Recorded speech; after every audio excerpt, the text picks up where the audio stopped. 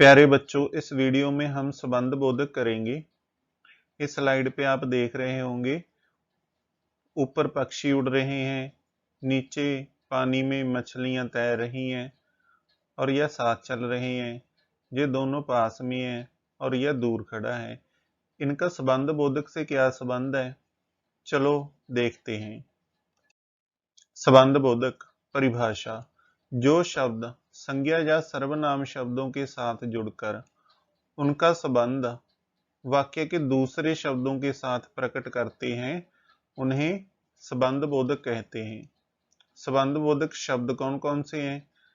के सामने, के साथ, के बीच, के पीछे, के कारण, के लिए, के मारे, की ओर, की तरह, चारों ओर, सामने, आगे, पीछे, पहले, बाद, भीतर, बाहर, ऊपर, नीचे, अनुसार, तरह, समान, पास, कारण, साथ, संग, रहत, बगैर, सिवाय आदि।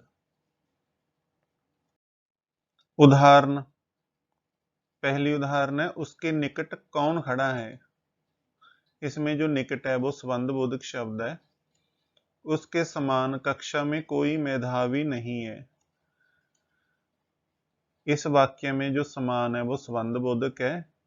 हमारे सामने कुदरत के सुंदर दृश्य थे।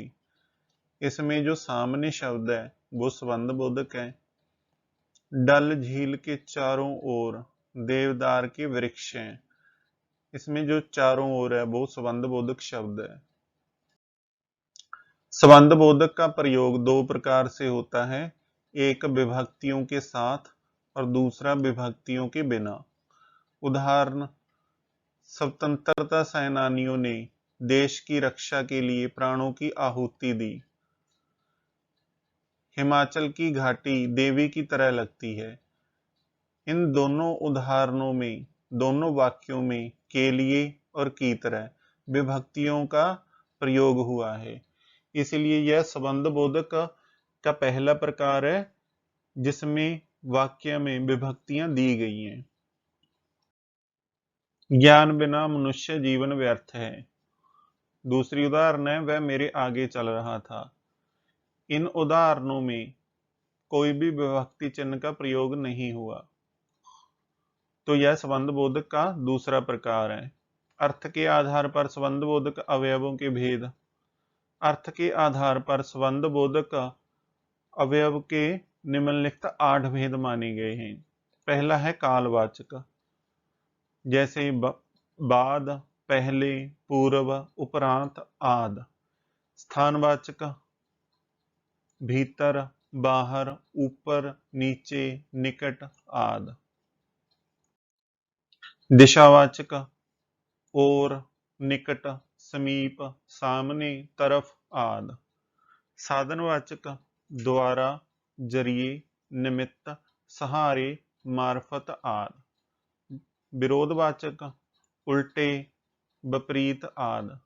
सहचरवाचक, साथ, संग आदि।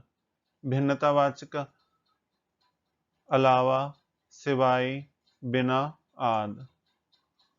कारणवाचक, के लिए, हेतु, कारण, खातिर आदि। समतावाचक, तरह, तुल्य, समान, सदृश, जैसा, वैसा आदि। संग्रहवाचक, मात्र, भर, तक आदि। विषयवाचक, विषय, के नाम, बाबत आदि। सीमावाचक, मात्र, भर आदि। बच्चों, आशा करता हूं कि आपको संबंध बोधक का ये पूरा टॉपिक अच्छी तरह से समझ में आ गया होगा।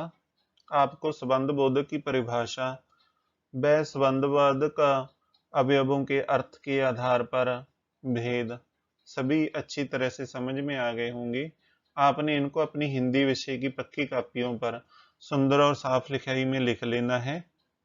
लिखने के बाद इन्हें अच्छी तरह से याद करना है और याद करके रफ कॉपियों पर लिखकर इसका अभ्यास करना है और वाक्यों में से संबंध बोधक शब्द ढूंढकर लिखने की कोशिश करनी है, क्योंकि बच्चों आप जितना अभ्यास करोगे आप उतने ही हिंदी व्याकरण में परिपक्व होंगे। बच्चों कुछ और वीडियो के लिंक इस वीडियो के डिस्क्रिप्शन बॉक्स में दिए गए हैं, आप उन लिंकों पर क्लिक करके और वीडियोस भी देख सकते हैं।